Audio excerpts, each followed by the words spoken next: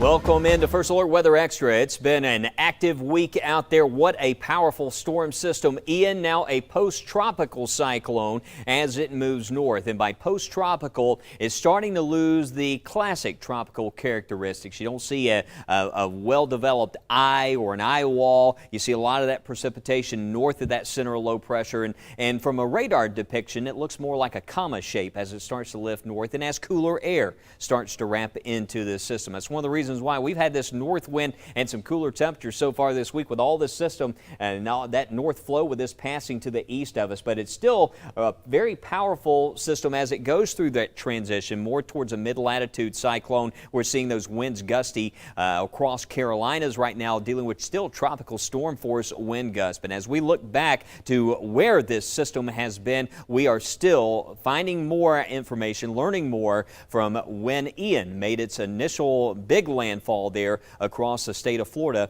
in this report. Ian has moved on from southwest Florida, but the aftermath is overwhelming. Those lots right there, those were homes, those were hotels, those were real property. And response in hard-hit areas like Fort Myers still in overdrive. Right now our focus is we've got to get the electricity on, especially for our water plants and our wells. 2 days after the storm slammed the coast as a powerful Category 4 storm, millions of Floridians remain in the dark, and residents are still in shock. Their homes and businesses destroyed. It's surreal. I mean, events like these you don't think can happen to you. For southwest counties like Lee, Collier, and Charlotte, the scope of the devastation is yet to be determined. This is a very long process now because they're basically going street to street, home by home. And off the coast, aerial views show Sanibel Island's shorefront cottages wiped away, their roofs turned off. Meanwhile, in northern and central parts of Florida, flooding is a big concern. With impacts statewide, Ian is likely the largest natural disaster in Florida's history. We know that there's a lot of difficult days ahead. And as Ian moved north, the Carolinas, coastal areas like Myrtle Beach and Charleston did their best to prepare for the unpredictable.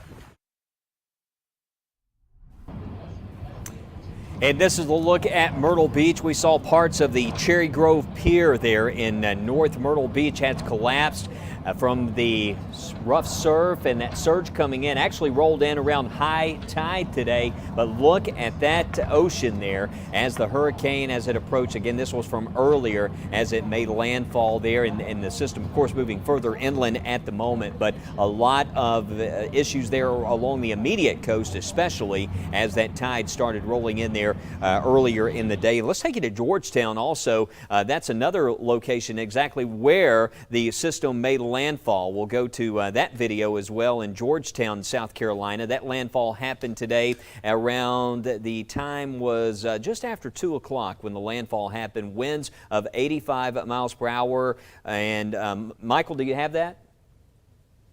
Oh, okay. All right. So, yeah, we're going to take you. Actually, it's a full report we're going to take you to here. Let's take you to Georgetown, where Ian made landfall. Hey guys, so this is probably one of the strongest gusts we have seen so far in the Georgetown area. And if you guys were with us about 2 hours ago, you guys know that we were here on Front Street not too long ago, and there was hardly any ponding or any flooding. Well, if you take a look right behind me, you can see that the wind has picked up, and that Front Street is now inundated with flood water, and they have shut down this street. You can just feel the wind coming off here. So I'm gonna just walk over here. For the most part, we have seen just debris, just tree branch debris, but I'm just gonna walk out here to the floodwater right quick. But basically, this is up to my ankles right here, and I stand about 6 feet 2 inches tall. And just to give you an idea of how strong the wind is, we just parked here about 5-7 minutes ago, and my photographer, we parked the car, and he thought he left the car in drive because the car was pushed forward by that wind, just to show you how much things can change in a matter of hours. Now, we have seen people out and about. We just saw one person who was live streaming to his Facebook Live on his cell phone not too long ago, just as we were about to come on air. And we also spoke to, like we told you a little bit earlier, we spoke to Mayor Carol Giroux out of the city of Georgetown. She said that they clocked 84-mile-an-hour winds right there on Winyah Bay, right past the Harbor Walk. So not too long ago. So right now the call one, they're not sending out any power crews, and they have around 100 power outages out right now in the city of Georgetown. But we'll keep you updated as the weather continues to deteriorate and Ian starts to arrive mid-afternoon. But for now, live in Georgetown, Ray Urena, Live 5 News.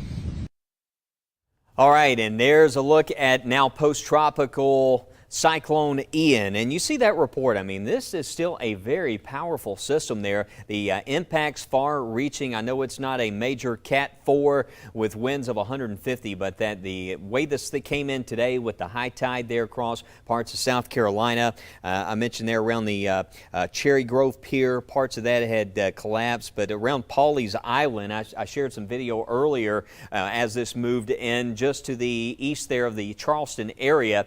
You could already see that storm surge having a big impact there by lunchtime today. But again, now the conditions will start to improve there, but all the rain, most of it, you can see is north. The center's right in here. The bulk of the rain is in areas to the north, but the flooding issues will be there because this is a slow-moving system. It's going to slowly drift north through tonight and into tomorrow, but you can see even the rain is reaching places like Richmond and in the parts of Pennsylvania. This is all associated with Ian, even New York. Look at that. Over the Manhattan area, getting some rain off of this system as it moves north. Post-tropical Cyclone Ian, that's what this is now as it undergoes the transition from a classic tropical cyclone to more of a mid-latitude cyclone. It starts to wrap in some cooler air, and out ahead of this and to the east, that's where you'll find the warmer conditions and the more unstable conditions. And in fact, that's where we saw a couple tornado warnings earlier, and that's where that risk will be. Not expecting a tornado risk to the west, and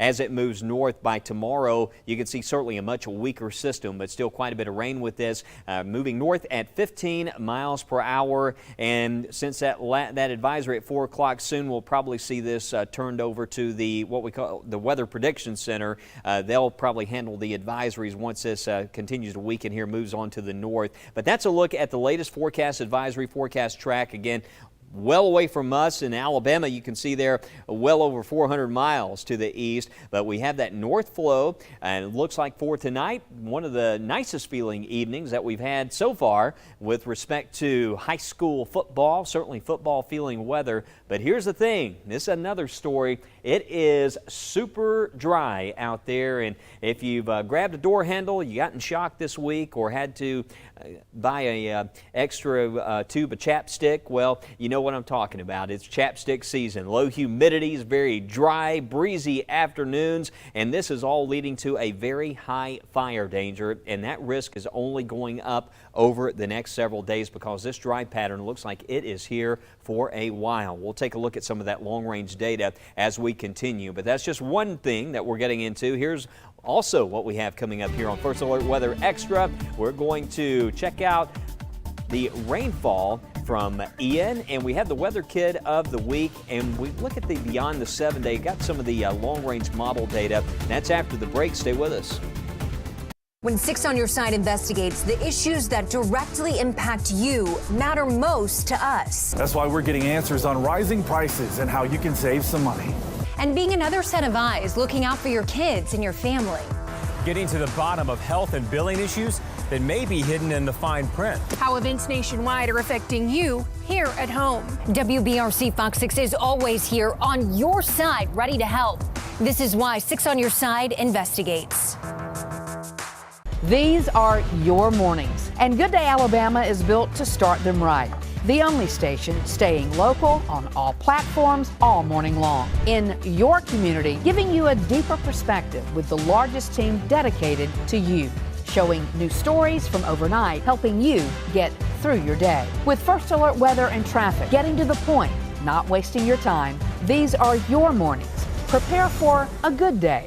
Prepare with Good Day Alabama. When moments turn severe, how do you find clarity? This is your First Alert from the WBRC Fox 6 weather team. We're with you as we prepare for this threat. In a season of constant change, when you need to know first, when you need to prepare, only one team gives you the first alert wherever you are. A trusted team staying ahead of what's next in your neighborhood. Stay alert. Stay with the First Alert Weather Team. Live, new, and on your side, beginning at 9 p.m. In a day filled with clutter and noise, WBRC Fox 6 News breaks down what you need to know before anyone else. With new updates, live and on the scene, answers for your money and your livelihood with 6 on Your Side Investigates. And your first alert for the hours and days ahead with the WBRC First Alert Weather Team. On your favorite platforms every night. WBRC Fox 6 News at 9 and 10. On your side. Welcome back to First Alert Weather Extra. First Alert meteorologist Jill Gilardi here. And of course, we've been talking a lot about Ian and all that rainfall. We'll get to the projected rainfall across parts of the Carolinas. We, on the flip side, have turned to more drier weather and starting to see some abnormally dry conditions developing, maybe leaning towards drought eventually. And for more on that, we turn to meteorologist Matt Daniel. We're finishing out September, so we're heading into October. So let's go ahead and do a refresher on your Alabama seasonal calendar.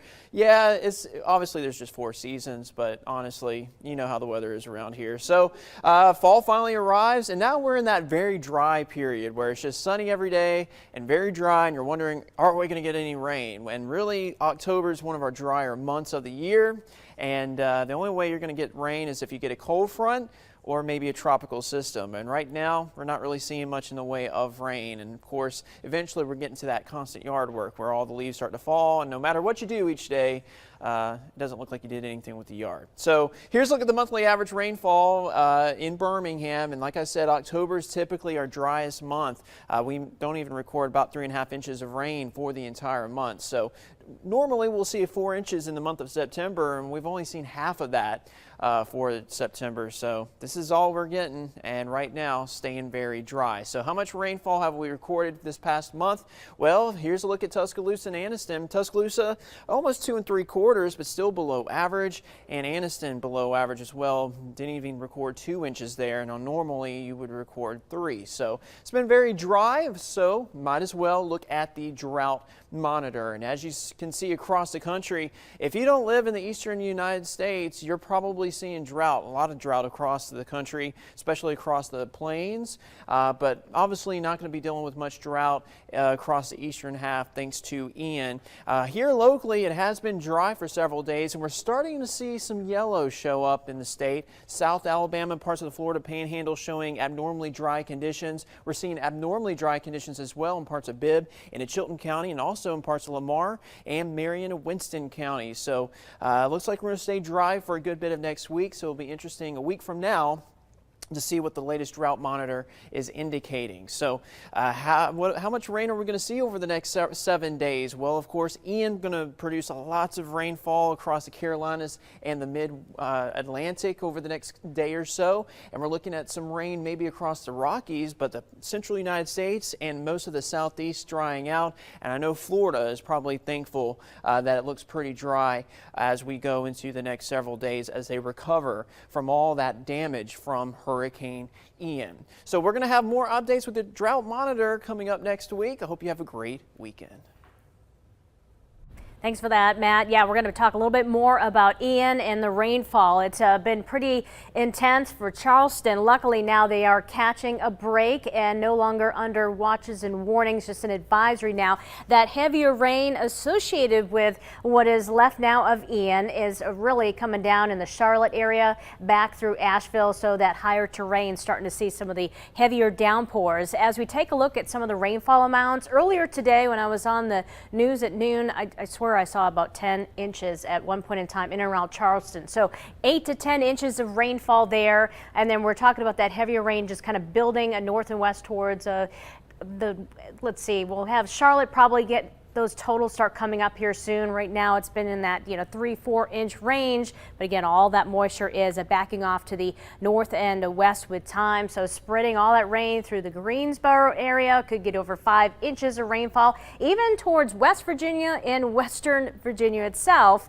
Could be getting into that 5 to 7 inch range, but then a lot of the heavier rain may stay offshore at least through Saturday and not really come down very heavily across the northeast. So we need need some rain here again, as Matt was talking about some abnormally dry conditions developing across our area. But we're going to be taking a look beyond the 7-day after this break to see if we have any hope for some rain. So stay with us. Remodeling a shower or bath can be tricky with gas prices up and tight monthly budgets. Cost is a real concern, but West Shore Home is helping homeowners get the shower or bath they need right now. I'm joined by Kirsten from West Shore Home. And Kirsten, tell us, how is West Shore making bath remodeling affordable? So Joe, for folks who want to get their bath or shower project done right now, we have a very special offer. We know that monthly budgets are a little bit tight right now, which is why we wanted to make this offer available to everyone. If they give us a call, we have 18 months of no payments and no interest financing.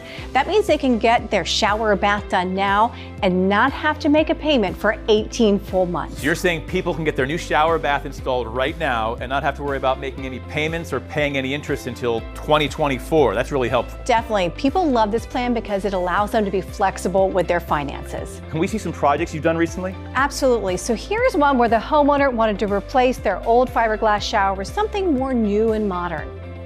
So we replaced it with a beautiful marble style shower with an easy low step entry and a beautiful shower door. That is amazing. Perfect combination of safety and beauty. It definitely is. So let's take a look at another one. These homeowners were struggling with mold and mildew from their old tile. They were tired of scrubbing. We were able to give them this beautiful new shower that is so much easier to clean. You can get a new shower or bath just like this when you call right now, and you won't have any interest or payments until 2024. Kirsten, thanks so much. Folks, do not put off that shower or bath project any longer.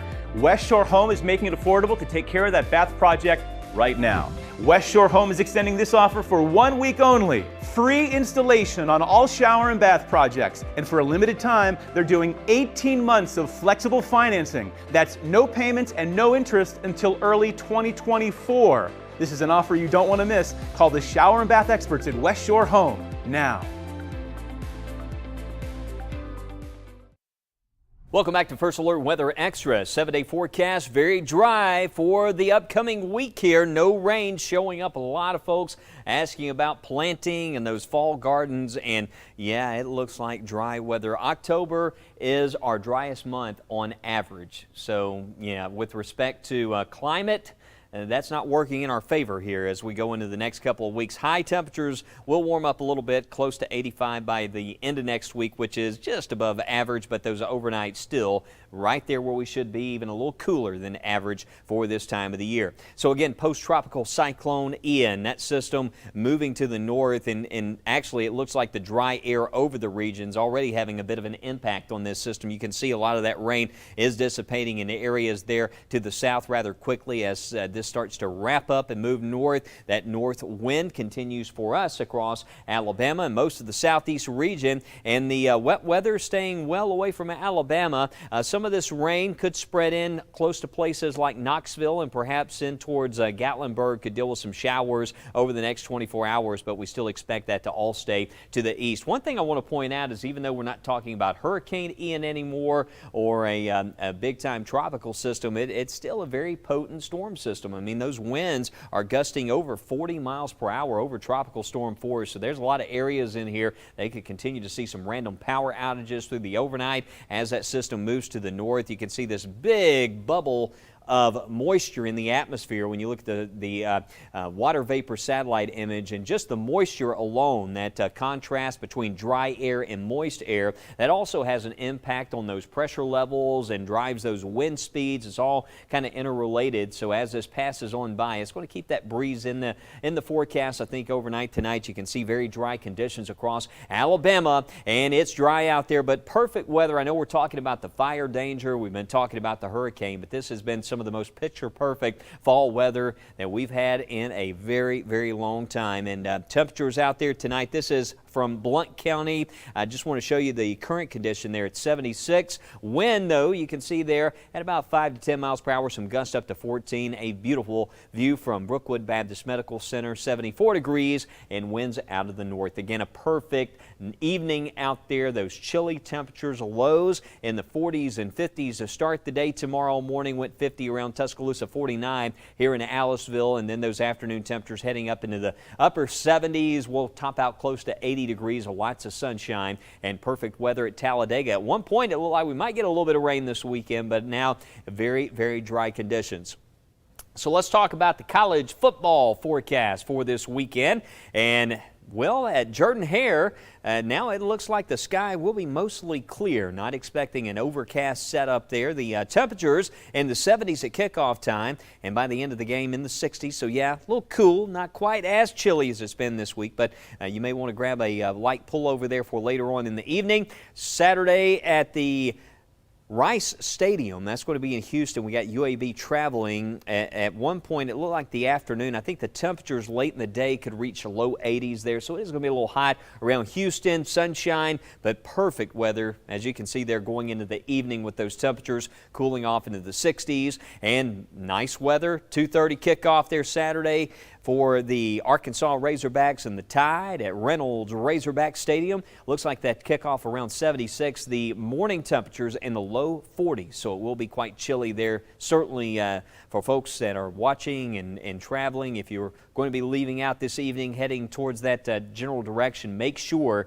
you have the long sleeves, because some chilly nights on the way. But there's that 7-day forecast, and that's what we're talking there. Some very, very dry conditions over the next several days. Let's check out some of that long-range data. It's time to head over to meteorologist Jill Gilardi again for a look at beyond the 7-day. And Jill, you know, October, it's a very dry month for us, and it looks like this dry pattern may be with us for a while. Yeah, it doesn't look very promising. You know, you look at some of those models that can go out like forever, 384 hours, and it's like, ooh, I don't see any blips of green over here. And that kind of matches up with the 8 to 14-day outlook from the Climate Prediction Center, looking like we're going to be trending below average. So that's unfortunate there. Now, what could be all right are the temperatures, looking below normal across the northeast. On the flip side, above normal across the west, and we're kind of in between. So temperatures might not be too bad, and we'll take that. Now, in terms of the tropics, really not seeing a whole lot, at least nothing in the, say, Gulf of Mexico or the Caribbean in the short term. We'll watch things. Again, that swirl might end up, you know, lifting its way northward. So we'll watch and see if any of these systems tend to want to develop. But for right now, it's looking like we are A-OK. Now, stay with us after the break. We have Mickey's Weather Kid. When 6 on Your Side investigates, the issues that directly impact you matter most to us. This is why 6 on Your Side investigates. These are your mornings, and Good Day Alabama is built to start them right. The only station staying local on all platforms all morning long. Prepare for a good day. Prepare with Good Day Alabama. When 6 on Your Side investigates, the issues that directly impact you matter most to us. That's why we're getting answers on rising prices and how you can save some money. How events nationwide are affecting you here at home. WBRC Fox 6 is always here on your side, ready to help. This is why 6 on Your Side investigates. In a season of constant change, when you need to know first, when you need to prepare, only one team gives you the first alert. A trusted team staying ahead of what's next in your neighborhood. Stay alert. Stay with the First Alert Weather Team. When 6 on Your Side investigates, the issues that directly impact you matter most to us. Being another set of eyes, looking out for your kids and your family. This is why 6 on Your Side investigates. Live, new, and on your side, beginning at 9 p.m., WBRC Fox 6 News breaks down what you need to know before anyone else on your favorite platforms every night. WBRC Fox 6 News at 9 and 10. On your side. When 6 on Your Side investigates, the issues that directly impact you matter most to us. That's why we're getting answers on rising prices and how you can save some money. This is why 6 on Your Side investigates. How will the weather impact your roads? The First Alert Weather app has live traffic updates and road conditions for a safer commute. This is why we First Alert. WBRC Fox 6 News. On your side. Mickey's Weather Kids is sponsored by AmFirst Federal Credit Union. Mickey's Weather Kids is sponsored by AmFirst Federal Credit Union. We sure are, and we sure do appreciate AmFirst. I'm here with Ella Kate Stanford, and a little while earlier we were talking about softball, but you also play volleyball? All right, so what are you learning in volleyball right now? to serve and how to pass. Yeah? Let me see your serve. Whoa, you hit it pretty far doing that? Mm-hmm. So what do you have to hit it right in there? Right there? Pretty cool. Now, when you're passing, how do you do that? When you pass, you could either do like this. Yeah?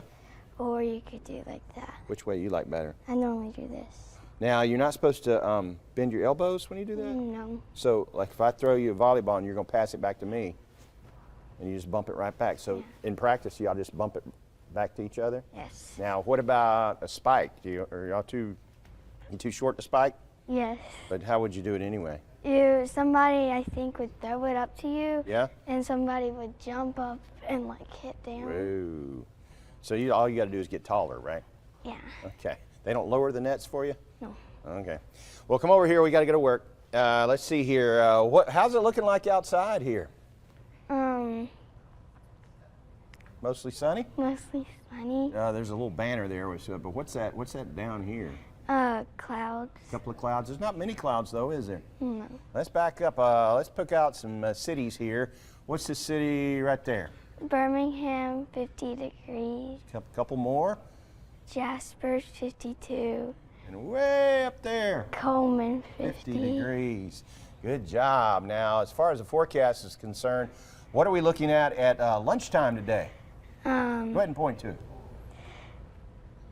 73 sunny. Sunny skies. Let's turn you around this way. Let's try pointing with this arm. No, not that arm. This arm. What's the high today? 79 degrees. And is it going to be sunny or? Sunny. Mostly sunny. And what about that wind? North, 10 to 15 miles per hour. Very, very good. So you don't know for sure what you want to be when you grow up? No. But maybe a weather person. I don't know. We'll see. Hey, I don't know. Kids, if you want to do the weather with me, just like Ella Kate did here, tell your mom or dad, grandparents, somebody that is older, and they go online to WBRC.com. You click on this little drop-down menu in the upper left-hand corner. Kids have got to be between the ages of 5 and 12 to enter, and every kid who's picked gets an AmFirst Visa gift card. Did you get that yet? You did? What you going to spend it on, you know? I don't know yet. You don't know? Maybe some more pancakes. Just a thought. All right, did a wonderful job. Yay! All right, great job there. Beautiful sunset view from Miramar Beach. This coming in from Michael Steely, sharing that there on my Twitter feed at Wes Wyatt Weather. If you follow me there, follow our weather team on Twitter. You can also share those weather photos on the WBRC First Alert Weather app. Here is a look at that 7-day forecast, and all dry with temperatures this weekend topping out close to 80 degrees. Of course, Ian, we're tracking the now post-tropical system as it moves well east of our state. Hope you have a wonderful weekend. I'll have more updates tonight. Of course, Sideline coming up later this evening on WBRC Fox 6 News. Have a wonderful weekend.